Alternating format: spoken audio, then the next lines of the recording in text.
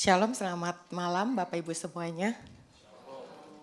Ya, hari ini saya diberikan tema Yesus, Sang Imam Besar Agung. Ya, diambil dari Ibrani 4 ayat 14 sampai yang ke-16. Bapak Ibu semuanya, peristiwa Yesus, ya khususnya hari ini kita sedang menjalankan beberapa rangkaian. Sebenarnya di dalam peristiwa Yesus itu ada dua bagian. Yang pertama yaitu bagian di mana Yesus direndahkan, yaitu perendahan Yesus serendah-rendahnya. Dan yang kedua adalah permuliaan di mana Yesus dimuliakan setinggi-tingginya. Kapan itu Yesus direndahkan dan kapan Yesus itu ditinggikan? Yesus direndahkan pada saat dia turun dari surga, lahir dari anak darah Maria, menderita sengsara di bawah pemerintahan Pontius Pilatus, disalibkan, mati, dikuburkan, turun ke dalam kerajaan maut. Perendahan, turun. Kemudian, kapan dia ditinggikan dan dimuliakan?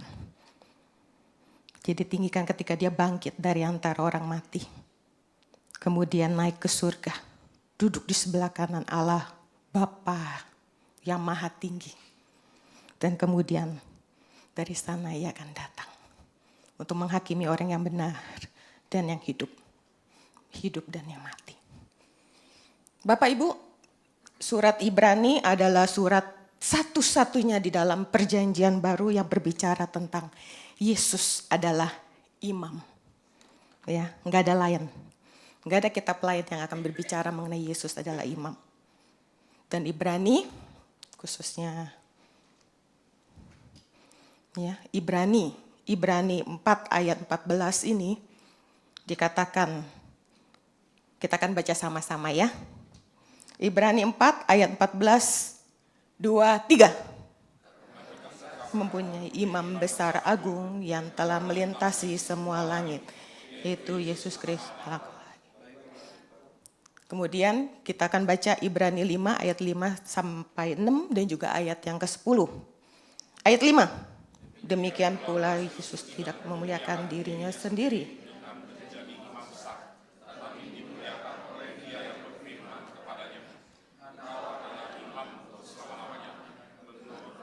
Melkisedek.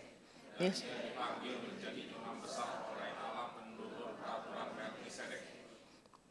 Oke. Selanjutnya kita akan membacakannya. Ibrani 7 ayat 26 sampai 28, 23.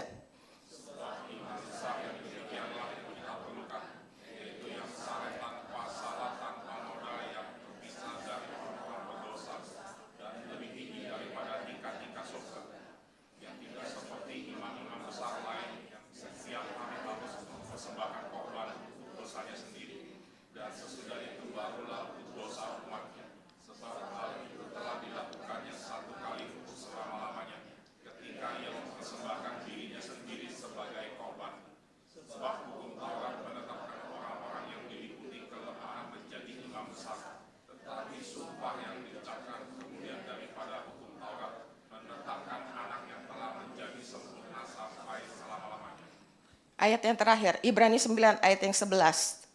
Tetapi Kristus telah datang sebagai imam besar untuk hal-hal yang baik yang akan datang. Ia telah melintasi kemah yang lebih besar dan yang lebih sempurna, yang bukan dibuat oleh tangan manusia, artinya yang tidak termasuk ciptaan ini. Bapak Ibu Saudara, kalau kita bicara mengenai mission complete, ya, Mission Complete khususnya kita pasti ingat tentang film ya. Film apa? Mission Impossible. Woi, langsung ya. Siapa tokonya? Tom Cruise. Ya, siapa idolanya? Nggak ada yang ngaku ya. Cakep ya. Jago ya. Wah ya, pasti ada idolanya. Dan kalau kita bicara mengenai misi gitu ya. Biasanya kalau di film-film yang namanya jagoan, kita selalu berharap dia menang atau kalah? Menang. Kalau jagoannya hidup, menang, itu baru jago. Tapi kalau misalnya pemeran utamanya jagoannya mati gitu ya, kira-kira gimana? Ya. Tapi masalahnya ini ada sosok di mana ada sosok yang mendapatkan misi yang besar, misi yang agung. Tetapi kemudian jagoannya mati. Ya. Seseorang yang diutus, tapi diutus mati. Seperti Yesus. Diutus, mati. Gak diharapkan. Tapi seakan-akan kalau Yesus datang untuk mati. Kepikir gak kalau kira-kira kayak misi bunuh diri ya? Apakah Yesus memang ini adalah misi bunuh diri? Sekali lagi enggak. Ya. Sekali lagi enggak. Dia datang bukan misi untuk mati, itu bukan untuk bunuh diri. Karena apa? Karena dia mati bukan dalam keadaan keputusasaan atau di dalam gangguan mental. Enggak. Dia mati bukan di dalam keputusasaan dan gangguan mental. Kita baca Yohanes 10 ayat 17 sampai 18 dikatakan di sini, aku memberikan nyawaku. Kemudian dikatakan aku memberikannya menurut kehendakku sendiri. Aku memberikannya. Inilah tugas yang kuterima dari Bapakku. Jelas. Dan goal keberhasilan dari Yesus, misi Tuhan Yesus, itu ada di dalam Golgota. Di mana kepala ular yang diremukkan salib, penggenapan dari proto-evangelium, itu terjadi. Goal kedatangan Kristus melalui karya penebusan di atas kayu salib. Yesus Kristus mengemban jabatan yang namanya Munus Triplex Christi. Apa itu? Jabatannya sebagai nabi, imam, dan raja. Nabi, dia sebagai penyampai firman Allah. Imam, yang mempersembahkan dirinya sebagai korban penghapus dosa. Dan raja, yang memimpin menegakkan keadilan serta melindungi umatnya.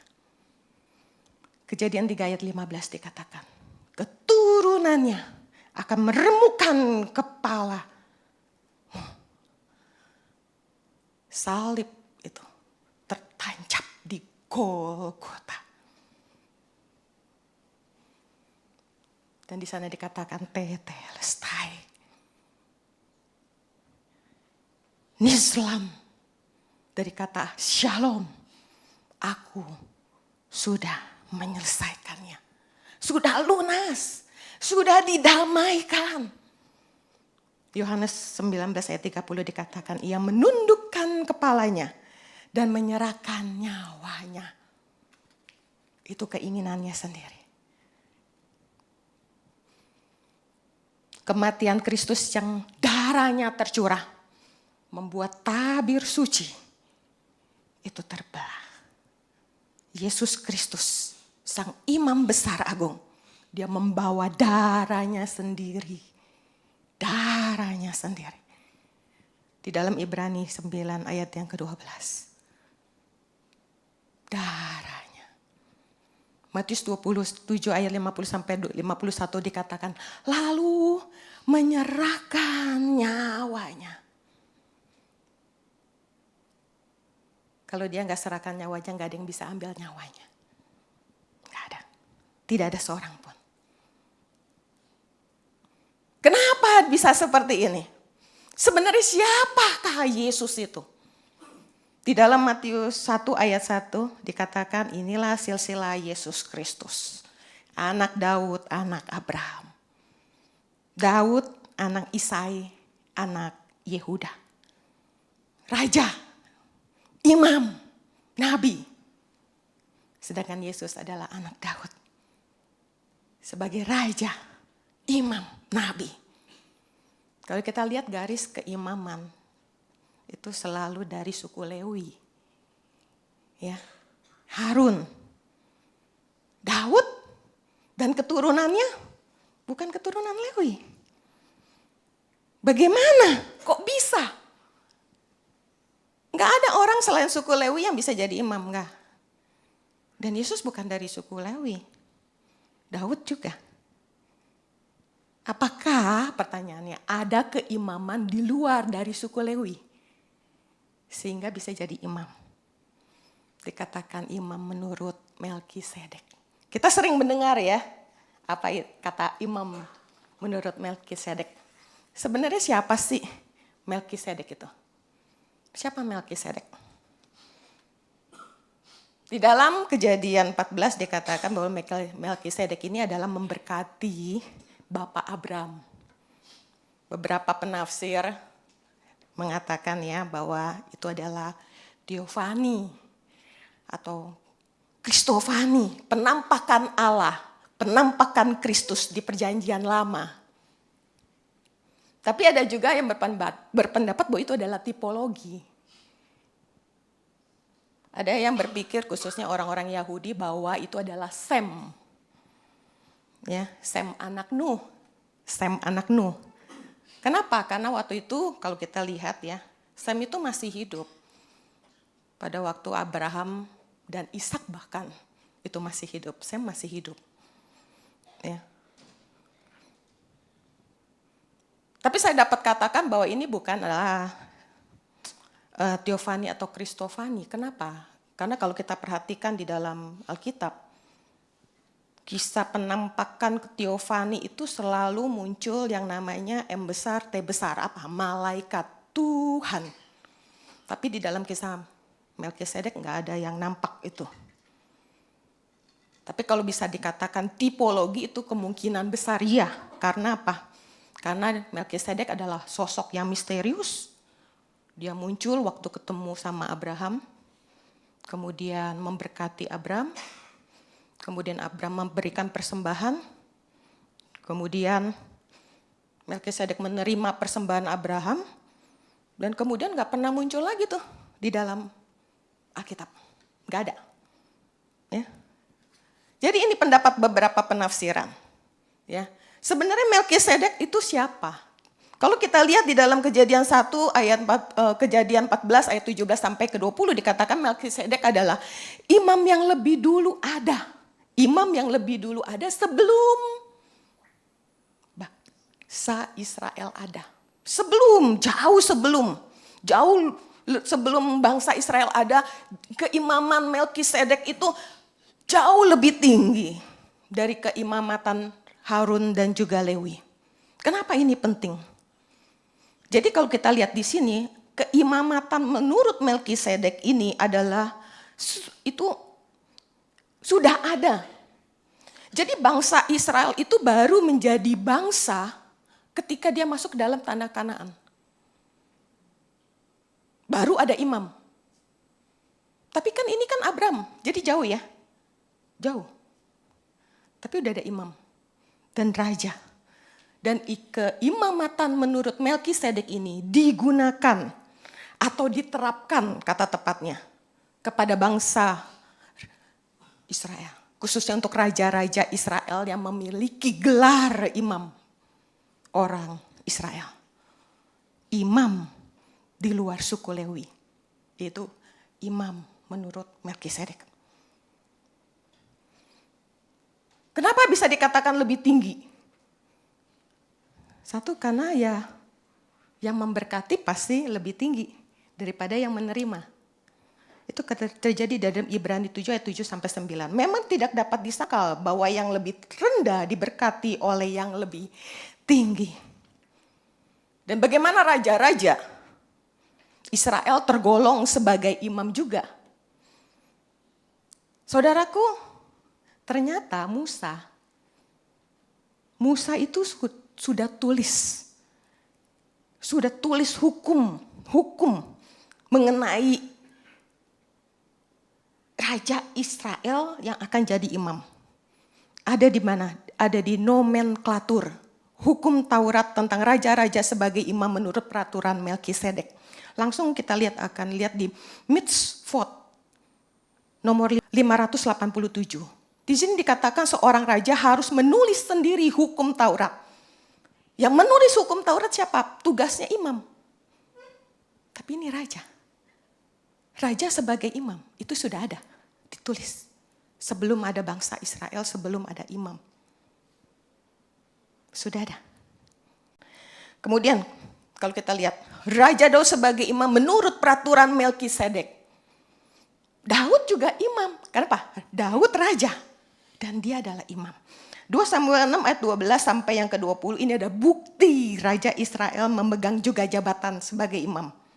Ayat yang ke-12, Daud mengangkut tabut Allah. Yang tugas mengangkat tabut Allah siapa? Imam. Kemudian mengorbankan binatang setiap berapa langkah. Ini mempersembahkan korban. Siapa tugas? Tugas siapa? Imam. Kemudian dikatakan lagi ia berbaju efod. Itu baju imam. Kemudian dikatakan lagi mempersembahkan korban bakaran dan korban keselamatan di hadapan Tuhan. Ini tindakan dari seorang imam. Kemudian yang ayat 18 dikatakan pemberkatan kepada bangsa Israel. Ini juga merupakan tindakan seorang imam. Jadi dapat dikatakan Daud, raja, adalah imam. Menurut peraturan siapa? Melkisedek. Keimamatan pada keturunan Daud. Daud dan keturunannya, Raja Mesias itu nanti juga memegang jabatan imam. Di dalam Mazmur 110 ayat 4 ini adalah nubuatan mesianik. Engkau adalah imam untuk selama-lamanya menurut Melkisedek. Di dalam 2 Samuel 8 ayat 18, anak-anak Daud menjadi imam. Raja Israel adalah imam. Yesus, Sang Mesias, imam besar agung. Apa itu? Yaitu pengantara. 1 Timotius 2 ayat yang ke-5 dikatakan, dia yang menjadi pengantara antara Allah dan manusia, yaitu manusia Kristus Yesus. Di dalam Ibrani 4 ayat 14 dikatakan kita sekarang mempunyai imam besar agung, yaitu Yesus, anak Allah. Melkisedek adalah raja dan imam. Daud adalah raja dan imam. Kristus, Mesias, raja dan imam. Kita udah tahu ini mengenai keimaman dari Melkisedek. Kemudian apa yang dilakukan Yesus sebagai imam? Kristus imam besar membawa darahnya di dalam Markus 12 ayat yang ke-35. Ketika Yesus mengajar di Bait Allah, bagaimana ahli Taurat dapat mengatakan Mesias adalah anak Daud? Daud sendiri menyebut dia Tuhan. Bagaimana mungkin ia anaknya pula? Bayangkan ya, Daud bisa sebut keturunannya nanti itu adalah tuannya. Mana mungkin leluhur itu tunduk sama yang keturunannya. Dengan keturunannya ini yang akan naik.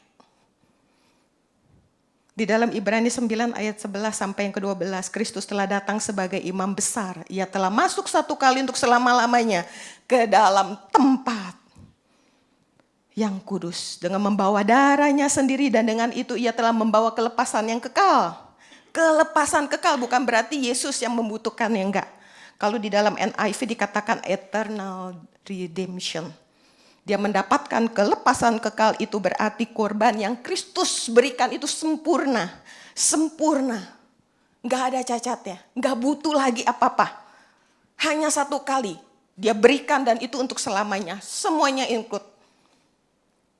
Dan ini yang namanya katakan pertukaran kematian. Di dalam Kejadian 3 ayat 15. Bagaimana cara bebas mati? Mati dibayar mati. Pertukaran.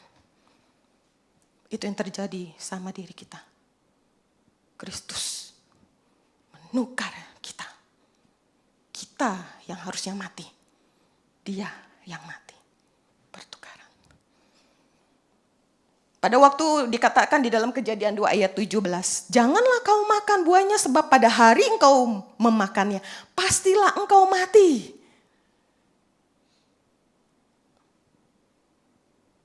Apakah setelah Adam Hawa jatuh dalam dosa, dia langsung mati? Buktinya dia masih hidup ketika dia diusir, masih mengalami itu. Kenapa dia masih hidup? Karena sudah ada terjadi pertukaran. Di mana? Pada waktu tipologi. Allah mengorbankan apa? Binatang. Itu tipologi. Mengambil kulitnya untuk pakaian dari Adam. Di dalam Roma 6 ayat 23, sebab upah dosa ialah maut, Kejadian 2:17. Ya, mati. Tetapi karunia Allah ialah hidup yang kekal dalam Kristus Yesus Tuhan kita. Kejadian 3 ayat 15. Pertukaran. Dan ini digenapi. Pada waktu Yesus bilang, pada waktu Allah berkata bahwa keturunan perempuan ini, pada waktu Adam mati, harusnya mati, langsung ada pertukaran.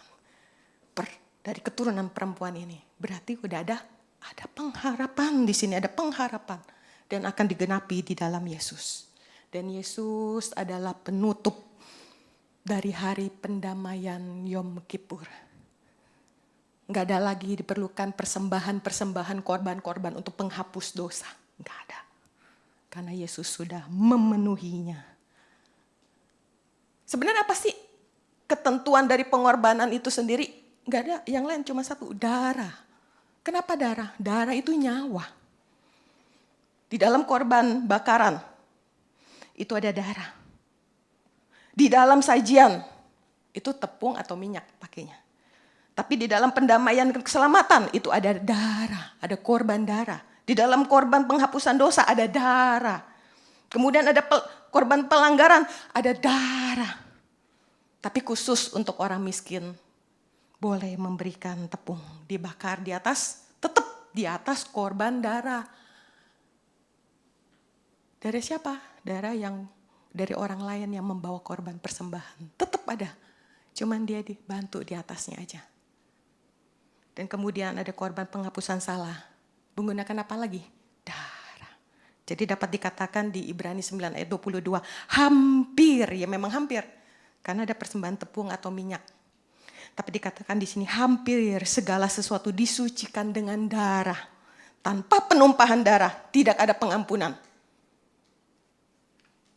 Semua pasti nggak ada.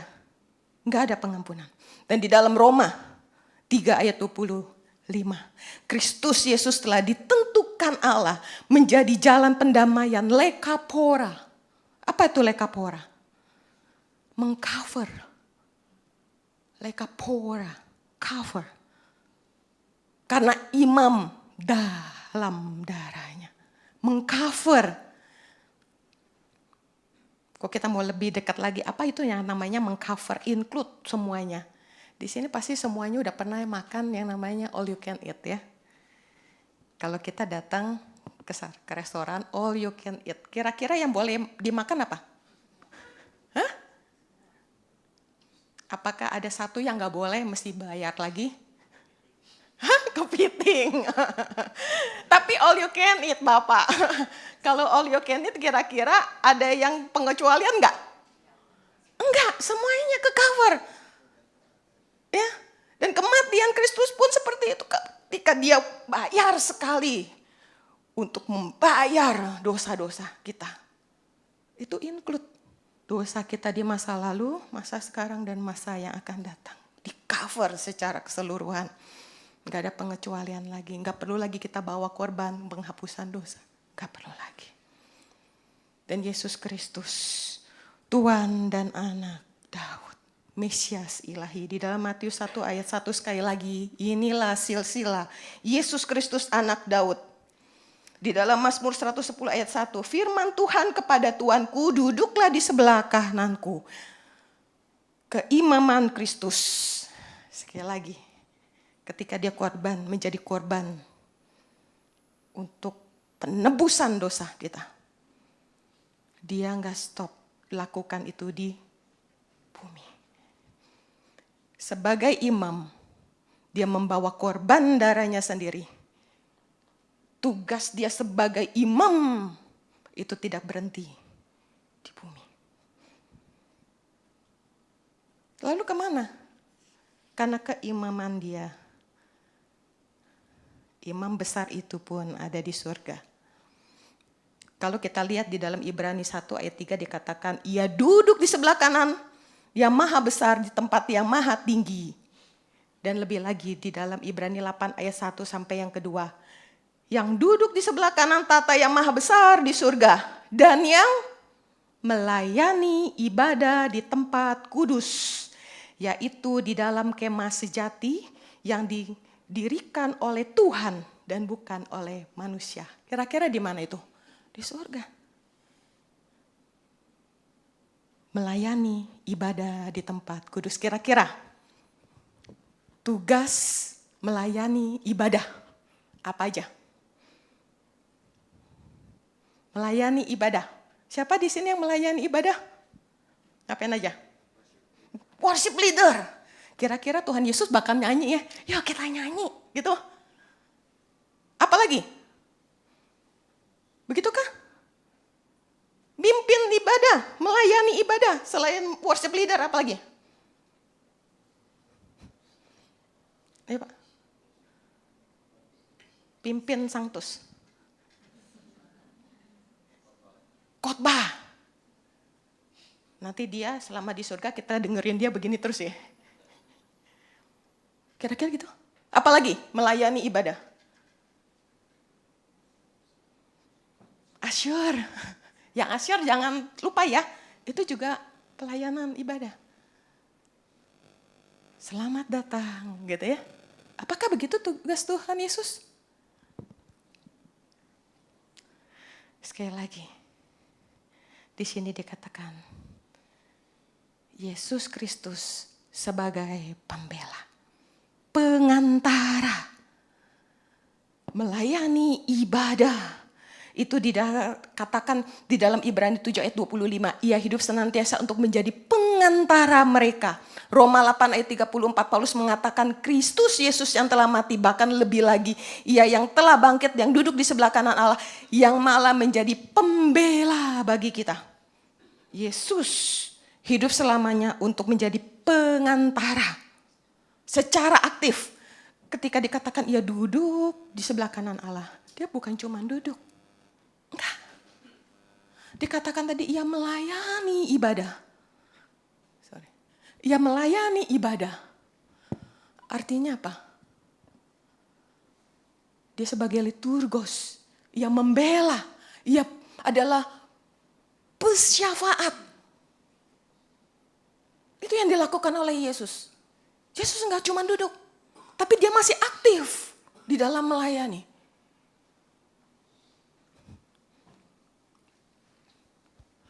Apa yang dia bela sebenarnya? Apa yang dia bela? Yesus membela orang-orang percaya, yaitu kita. Ketika iblis mendakwa. Di dalam Wahyu 12 ayat 10, iblis disebut pendakwa orang-orang Kristen yang siang malam yang mendakwa kita di surga. Kita di surga tuh didakwa tiap hari sebenarnya, nggak sadar kan? Tapi siapa yang membawa kita tetap dalam safe?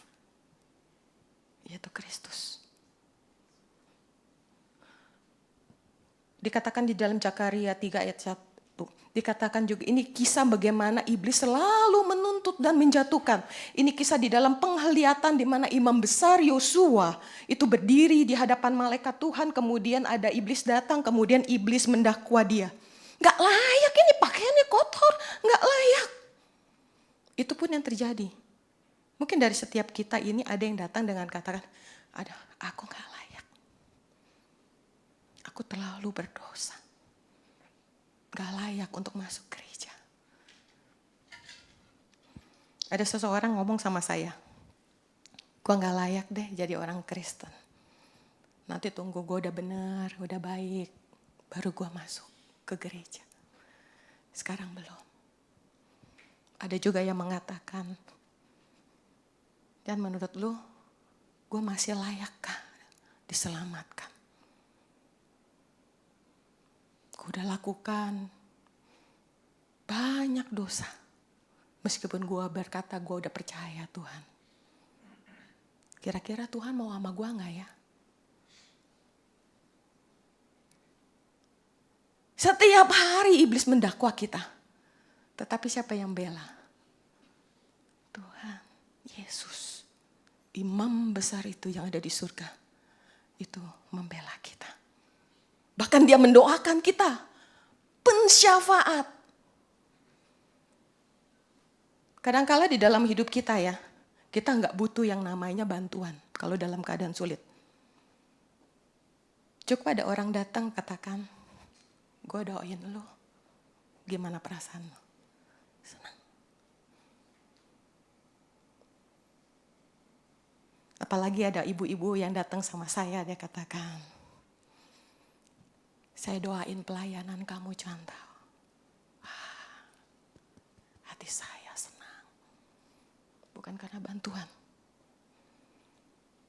Bukan. Karena ada yang mendoakan saya.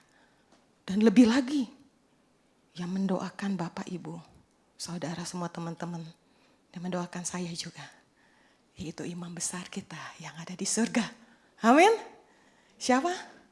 Kristus, sang imam besar agung. Dia menjadi imam bukan hanya ada di bumi. Dia memberikan nyawanya sendiri. Tapi dia juga menjadi imam besar di surga. Yang menjadi pembela kita. Mari kita sama-sama tundukkan kepala. Tenangkan hati kita.